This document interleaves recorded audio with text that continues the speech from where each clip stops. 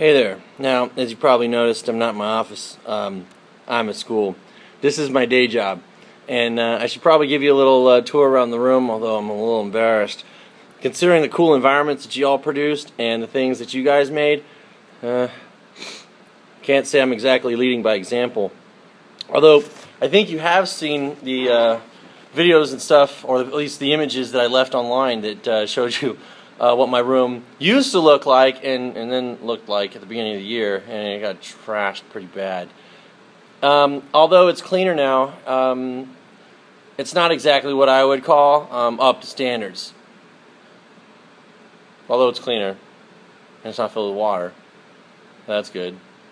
Well, as we review week 3 and we start to get into week 4, I thought I might bring up a couple things and just talk about some stuff and things that I thought were impressive, and maybe stuff that you guys want to think about or consider as you start to head yourselves into the budding world of education. Let's see here.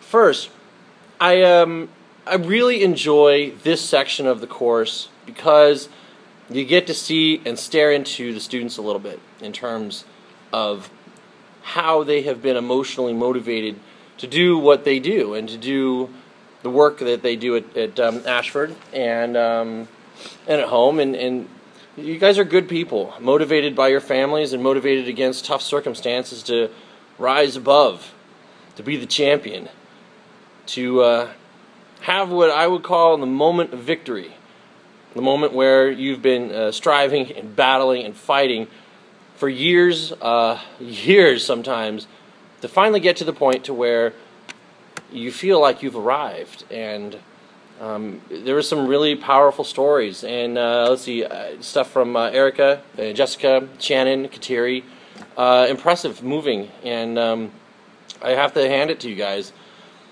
Nobody has an easy story, but those who acquire the admonishment and the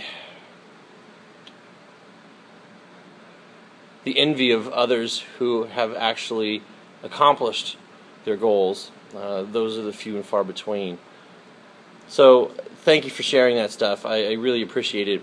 I also had asked if, when we were talking about environments and talking about sensory absorption and using the senses to absorb information.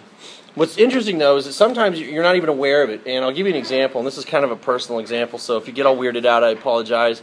It's not like weird, but it's kind of like it looks different. Okay, so brace yourself.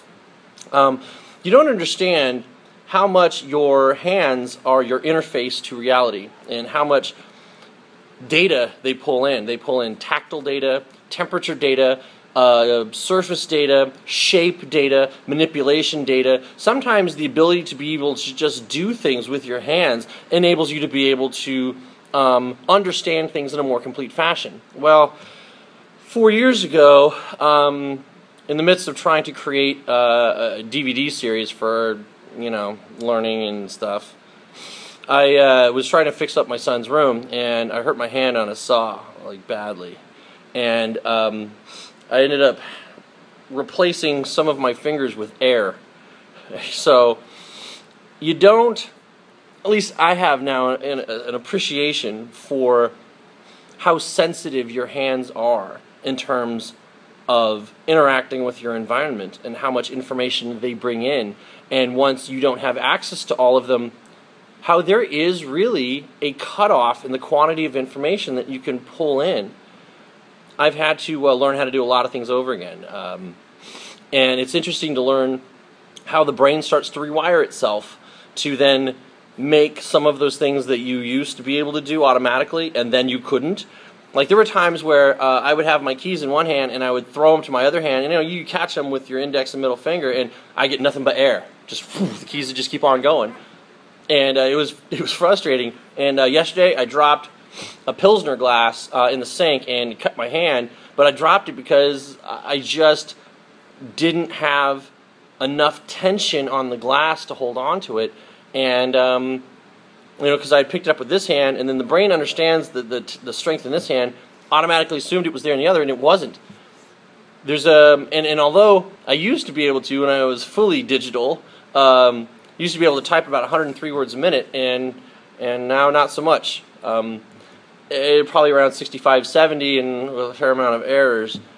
But that's better than 5, which is what I was doing right after the injury. So I've since got back into constructing things. I keep talking about my house, like all the stuff in there I built myself, but it was after I hurt myself while building things, and for the longest time I couldn't get back into it, and eventually I did, and had to prove to myself that I could do it. So I completely understand how the need to want to prove yourself, and sometimes that emotional drive, the focus, that part of the brain that is, well, the limbic system, for example, that's the part of the brain that drives the want and the need and the desire to be able to accomplish things that have an emotional reward.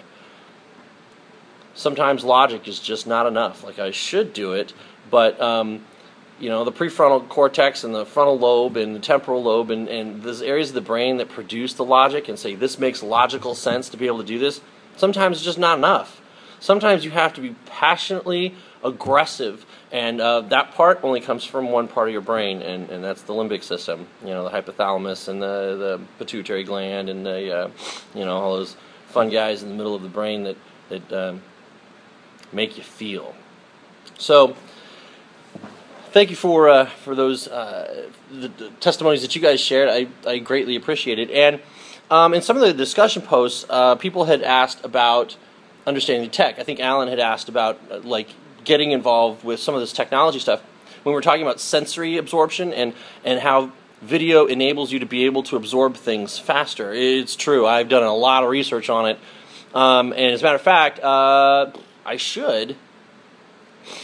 I'll put a link in there if I remember, but if I don't, then the website is isciencedvd.com, and that's the website that I built, and it made a DVD series that was designed to teach kids difficult concepts in science that were difficult to teach in school. So I created a fictional environment, and we talked a little bit about environments and how everybody wants to have a cozy corner in the back. Probably not for the students. It's probably for you. Let's not lie about that. I know you're tired, and that's how it's going to come across. So, excuse me. Let's see. The environment that I created was a digital environment that involved a couple characters that I created a fictional context for the story to take place. And if you want to check it out, I still sell those, although I don't sell them through anyone anymore. But if you're interested, they're like 25 bucks a piece. I think the double disc, the space one, is like 30. So if you wanted to buy one, just, you know, email me and I'll give you the address, send me the check, and I'll mail you, you know, a copy of the discs. And they come with curriculum and all that stuff. And it's leveled for like 3rd, 4th, 5th grade kind of stuff. Maybe 6th, maybe. There's one on space, solar system, stars, telescopes, that sort of thing. And then there's another DVD on the periodic table. And trust me, there's nothing sexy about the periodic table, but I tried. So that's there for you to take a look at. Also, too, I also wanted to talk about creating environments that were designed to develop critical thinking. And if you scroll down on the guidance, week 4, and you go all the way down to the bottom, there's a place called, I don't know what's it called, engineering environments? But it's where I used a technology in a real-world setting to simulate an environment that was the bridge of the USS Renegade starship. It was a 5-day experience where the kids came in and got to be members of this crew of the starship to go on a trip to what was going to be some innocent reconnaissance mission turned into a last-ditch, all-throw-out, you know, fisticuffs to save the planet. And I put together screen shares and screen captures, and to kind of walk you through a little bit of day 1, just a smidge of day 2, and then the end of day 5. It would take 2.5 hours for me to walk you through all of that stuff, and it took 18 months to put it together. And that was after I revised it. Before I really went through it and redesigned the content to make it more critical thinking rich, more mystery rich, more cognitive dissonance rich. This particular unit won the the Subaru National Science Teaching Award for Science and Integration. It was the national award winner, and that's back when it sucked. You know, back before I rearranged everything and got my brother on board, who's a graphic artist, made all of the graphics like just sick, awesome. So look for that, and that's a screencast. And if you're interested in knowing how to do screencast or screencast technology, then let me know and we can arrange something. So today, if you go back down there and This week's focus on critical thinking, the neurochemicals involved with the thinking process, and the challenges to the thinking process, like stress and memory and that sort of stuff, the cortisol and phenylalanine and all those fun guys, acetylcholine, neurotransmitter, and how to evolve critical thinking. So enjoy this week. It's got a lot of good, solid stuff in it, and I look forward to talking to you guys on the boards and try to get you some more useful, practical stuff for the classroom, because I know a lot of this theoretical stuff sometimes really doesn't help unless you find a practical use for it. So let's focus on that. If you have any questions, let me know. And also, too, just as a side note before I turn off my iPhone from where I've been capturing this video stuff, I'm a big proponent of iPhone tablet technology. You could be Android, it could be iPhone, it doesn't necessarily matter.